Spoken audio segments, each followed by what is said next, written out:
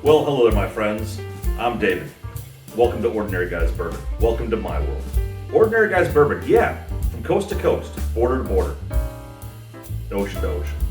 Just some ordinary guys sitting back, sipping on some bourbon, talking about life, their ambitions, their hopes, and maybe a dream along the way. Our scoring system for bourbon has no pretentiousness about it. It's very, very simple. We score bourbon drinking based on heritage, taste and drinkability, affordability, and design. Let's get going. Today on the program, my special guest and very good friend, Chris Corne. Chris, tell us a little bit about yourself. David, I've been drinking bourbon for, as long as I remember, when I met my wife's daddy. And I met her when I was 19 years old. Okay. So my wife's dad is dabbled in the arts with his family and started off with bottom shelf. As we all do. As we all do. And acquired a taste for, believe it or not, 10 High. Really? Oh yeah. Okay. That's what I cut my teeth on, and now good thing about that is every bourbon I drink is better than what I used to like. You know, they say that there's no such thing as bad bourbon. There's better. But there's better bourbon. Yeah. There's better bourbon. You say your wife's family has some lineage in the arts of distilling. Yeah, and it kicked off a little interest of mine. Okay. And now their product is drinkable, tastes well, tastes good, has an awesome name. They borrowed a letter from everyone's name, and it's called Dirty Crotch Liquor. Oh boy. Okay. Yeah, so okay. the product is not as harsh as that. That might be the one bourbon that doesn't taste good. Yeah. If it's, So yeah. the recipe. I want to make sure I got that. Dirty crotch liqueur. liqueur. Yeah. So not sorry. right. Yeah. Okay. Gotcha. So their product actually worked for reasons just made through, that they figured out through trial and error. Okay. And when I decided to try to do my own messing around, went all grain. The Dirty Crotch liqueur is a sugar shine. Okay. Okay. And so I went all grain and with pot still, and it's my favorite product. Now, to be clear, home distilling, I'm pretty sure is federally illegal. So my product isn't really drank. It's used for things like campfire fuel, Off-road fuel. stuff like that. Yeah. Okay. I got that. That's good because I want to make sure that we keep the program wholesome, and I want to make sure I retain the same level of high respect that I had for you before as a law-abiding citizen. No, that's good. That's good. You were also in the armed forces. You're a Navy person? Oh yeah, I was in the Navy. I was on submarines. Yeah. That's a unique world So there. some of the things that I learned in my schooling to do that job, How to live in a tube? chemistry, Oh. some other stuff about operating like a boiler. Do they have spirits? Because spirits would make more sense than having beer on a submarine. But do they have any alcohol on a submarine? Had either. They have nothing. Nothing. No. So we imbibed well in port. Okay. How often do submarines surface good? I mean, they can be out there for like 12 months, can't they? Not really. You're limited by the amount of food you can bring.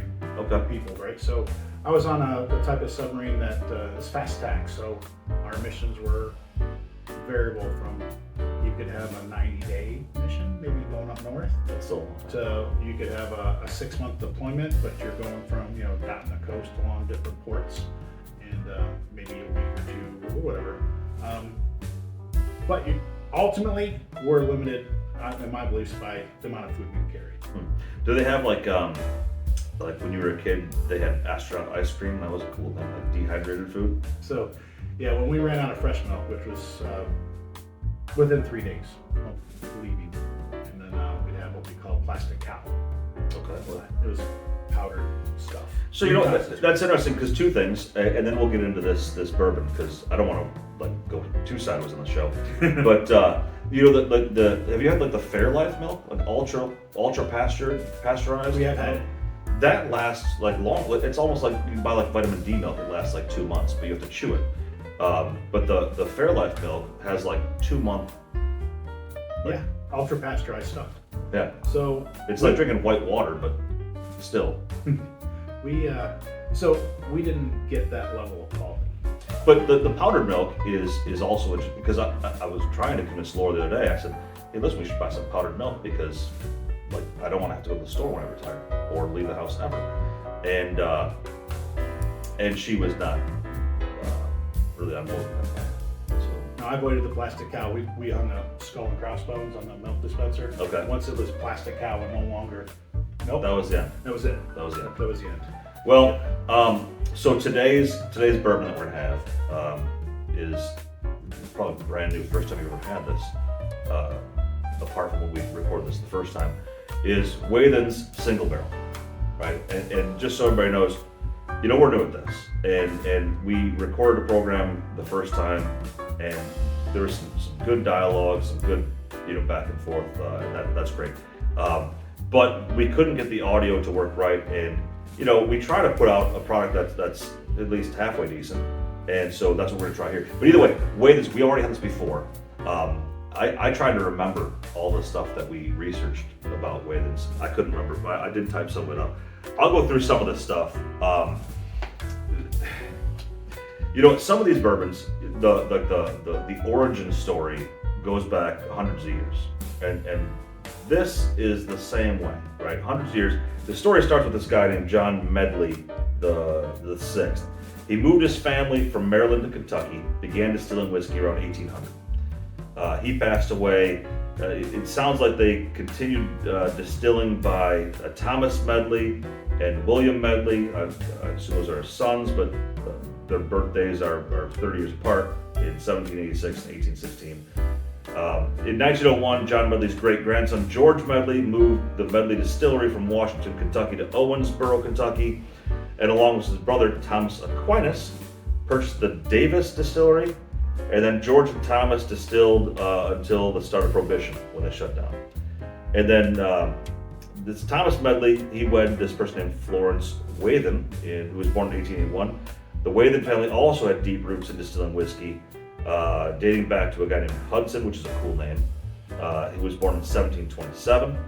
Hudson's son, Henry Hudson Wathen, was a successful distiller who also moved from Maryland to Kentucky to Rolling Fork River, which is a cool sounding city. There's a lot of story here where in like 1940, the Fleischmann's Distillery, I thought that was a butter company, but Fleischmann's in Cincinnati, they purchased the Davis Distillery. The Medley family now, there's 5 brothers, Ben, John, Edwin, Tom, and Wathen, which is quite an interesting spread on names. They purchased the Green River Distillery in Owensboro and founded the Medley Distilling Company. Then it was sold to Renfield Importers. Wathen's son, Charles, became the master distiller in 1969, Redfield then sold it to an investor, and then it was bought by Glenmore Distillery in 1988, reopened under the Glenmore name. They were purchased by United Distillers in 1991. All the while, Charles Medley continued on as the master distiller. They closed in 1982. Charles bought it all back and all the stock in 1995. Then he sold it to Angostura Limited, which is a Caribbean spirits and bitters company with roots in Trinidad and Tobago. Although Angostura bitter was created in Venezuela, apparently. Okay. Anyways, the bottom line is that this story bounced. It sounded like it had some normal, deep, 200-year-old roots for a while, and then it went through acquisitions. They sold the company, they bought it back. This product, the liquid that we're drinking right now, I don't think this is. There's no location on the bottle, right? I couldn't find where this was distilled at. I think this is just an NDP, right? They don't distill their own product. Maybe they have the secret sauce recipe. I don't know. There's nothing wrong with being a contract distillery, in my opinion. But it's like the whole story runs cold. Yeah, so I think it's a label, resurrects an old name, a name with plenty of history. There's a discontinuous timeline though, right? That's right. At some point, and now it's become a label on a contract distiller's product. It's fine. I think the heritage score for me is going to reflect that. Yeah, I think so too. This Charles Bentley guy, apparently he's like royalty though, right? He was inducted to the Kentucky Bourbon Hall of Fame in 2019, Excellent. right? They did say this 77% corn. Like I don't know what's your take on that. I like high corn. I like high malt mash bills. Okay. So I think you found this was 77, 10, 13. Yeah. Okay. Yep. 13 on the Careful, corn. we're almost getting too technical. Yeah. This is Ordinary Guys. Now that I think this mash, if it's 77, 10, 13, it's going to approach Buffalo Trace number 1. So this is 94 proof, right? So a little bit more kick than like a Jim Beam White, right? But let's have a try. As you remember from the very first time we recorded the exact same episode, the way we do this is we've got one sample that's neat, and then one sample however you want it. Mine's with ice and a little bit of water. Just ice. Yours just ice. Yep. So let's get after it. All right, let's go.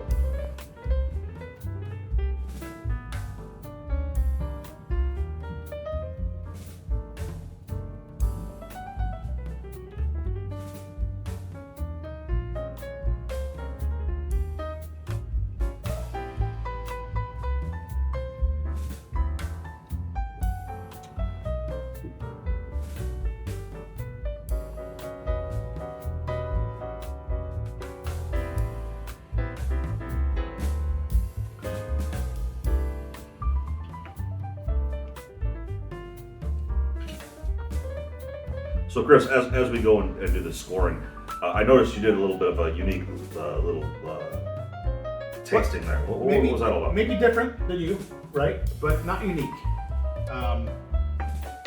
First, I wanted to smell it because if you've ever been in the Rick House, which you have. Careful, careful, because I can see this going sideways right now. Yeah. If you say that you like the tannins or the vanilla undertones, get out of the house. I just like the smell. Okay.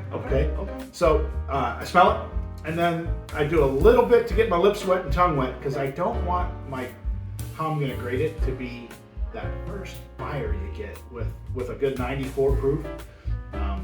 Little hug you get. So let the hug pass, and then I went ahead and sampled for our score. That's how I do it. Okay. And then with this one being on ice, that's how I had it.